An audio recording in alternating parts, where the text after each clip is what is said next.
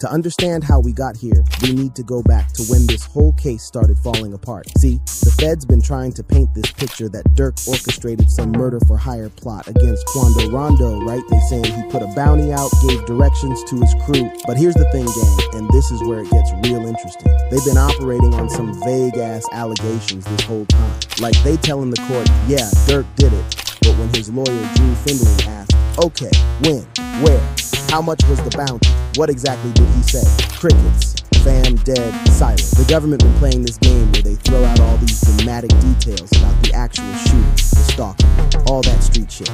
But when it comes to proving Durk actually ordered it, they got nothing concrete. And that's exactly what Drew Findling just exposed in this new paperwork. Let me break this down for you piece by piece, because this is some chess-level legal maneuvering right here. First off, Drew Findling filed what's called a motion to dismiss for vagueness. Now that might sound boring, but this shit is deadly, no cap. Basically, he's telling the court, Your Honor, these charges are so vague and unclear that my client can't even properly defend himself. Think about it like this. Imagine somebody accused you of robbing a store, but they couldn't tell you which store, what day, what time, or how much money was taken. How the hell you supposed to prove you wasn't there if they can't even tell you where there is? That's exactly what's happening with Durk's case.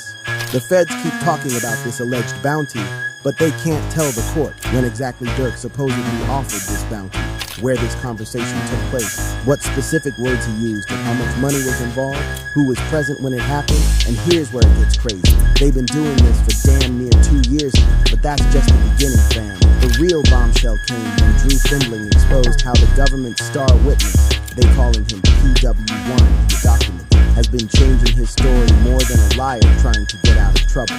Listen to this shit. First, this witness said there was no bounty at all. Then he said he didn't agree to kill nobody for money. Then he said he was acting under duress. But now, all of a sudden, he's saying Durk's boy stayed behind in LA to collect and distribute bounty money. But here's the kicker.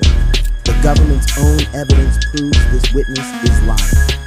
They had to remove that whole part about collecting bounty money from their second indictment because they realized their witness was caught in a lie.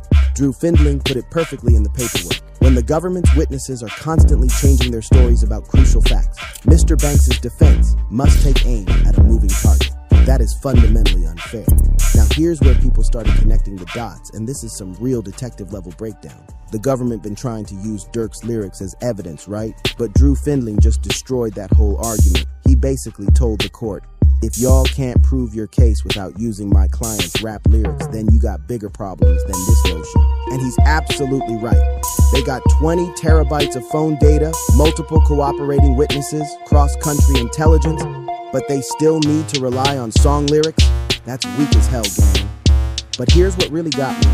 Drew Findling used this example about coded language that shows how unfair this whole process is. He said, imagine if they kept Durk in the dark about what coded language he supposedly used. Then at trial, a witness says, oh, when Durk said the eagle has landed, that means he's offering a bounty for murder. How the hell is Durk's team supposed to defend against that if they're hearing it for the first time at trial? They can't research it, can't find witnesses to contradict it, can't prepare nothing that's trial by ambush, and that shit ain't legal. The street's been talking about this motion all week, and for good reason. Legal experts saying this is one of the strongest challenges they've seen in a federal case like this. See, what Drew Findling did was expose the government's whole strategy.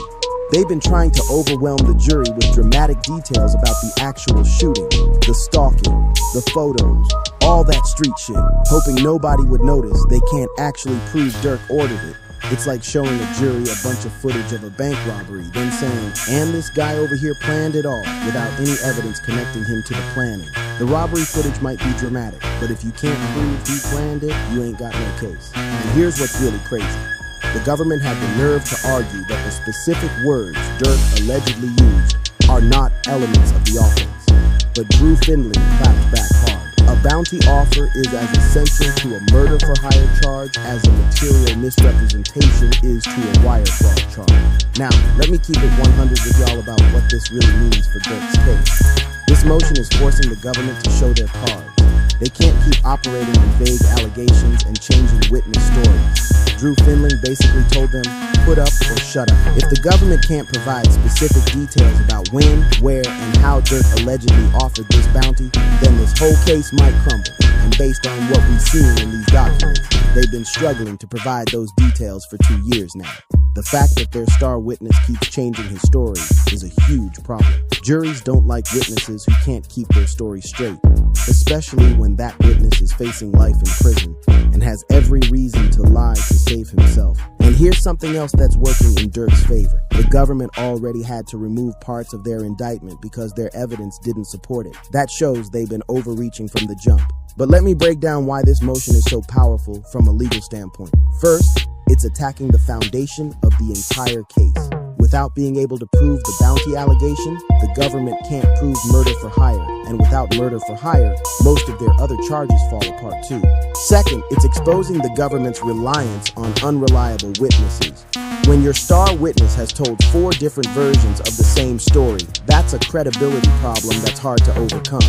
Third, it's showing that the government been playing fast and loose with the facts.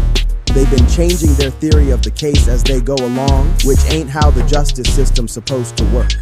The grand jury indicted Durk based on one set of facts, but now the government trying to prosecute him on different facts.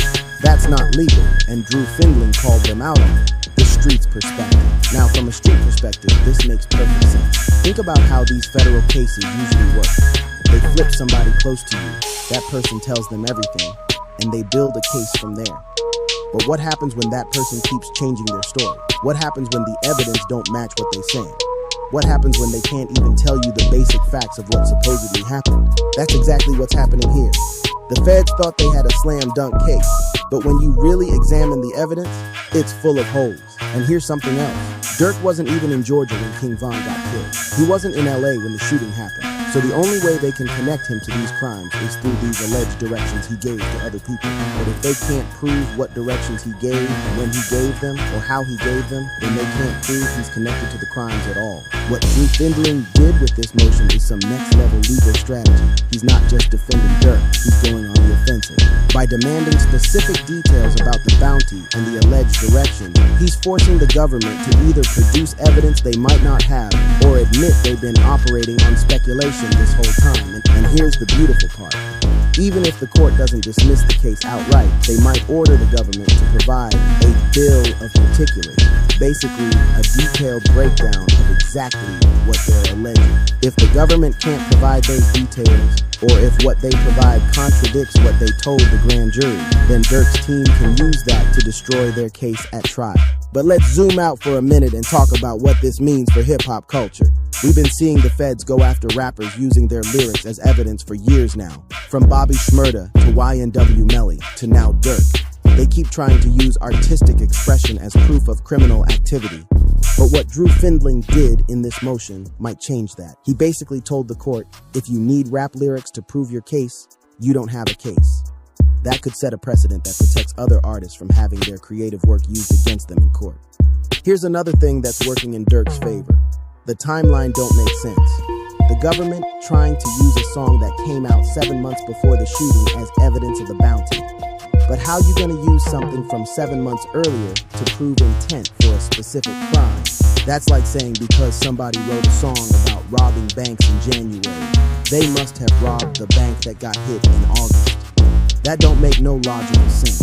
And let's talk about this witness situation, because this is where the government's case really falls apart.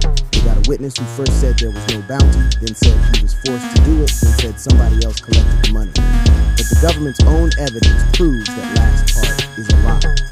So now they got a witness with zero credibility trying to testify about the most important part of their case. Good luck with that in front of a jury. What's really telling is what the government don't have. They don't have recordings of Durk ordering the hit, text messages about the bounty, financial records showing payment, witnesses who heard the specific directions, any physical evidence connecting Durk to the planning. All they got is a bunch of circumstantial evidence and a witness who can't keep his story straight. That's not enough for a federal murder for hire conviction. Drew Findling's strategy is brilliant because he's not just defending, he's attacking the prosecution's credibility. By exposing all these problems with their case, he's making it harder for them to convince a jury. Even if some evidence comes out that looks bad for Durk, the jury gonna remember that the government couldn't even provide basic details about their main allegations. That creates reasonable doubt. So, here's the real tea, fam. This motion might have just saved Lil Durk's life. The government been operating on assumptions and unreliable witnesses this whole time. They thought they could overwhelm a jury with dramatic details and hope nobody noticed the gaps in their actual evidence. But Drew Findling just exposed all those gaps. He forced them to either put up or shut up. And based on what we've seen, they might not be able to put up. Now, I ain't saying Durk definitely beating this case. The feds still got resources and they might come back with something stronger. But what I am saying is, his chances just got a whole lot better. This motion shows that when you got the right lawyer who knows how to fight the system, you can expose the government's weaknesses. Drew Findling just reminded everybody that the burden of proof is on the prosecution, not the defense. And if they can't meet that burden, if they can't prove when, where, and how Durk allegedly offered this bounty, then this whole case might crumble. The street's been saying, free Durk, since he got locked up. After reading this motion, that might actually happen sooner than we thought. What y'all think about this? Drop your thoughts in the comments, and let me know if you think Durk really got a chance to beat this case.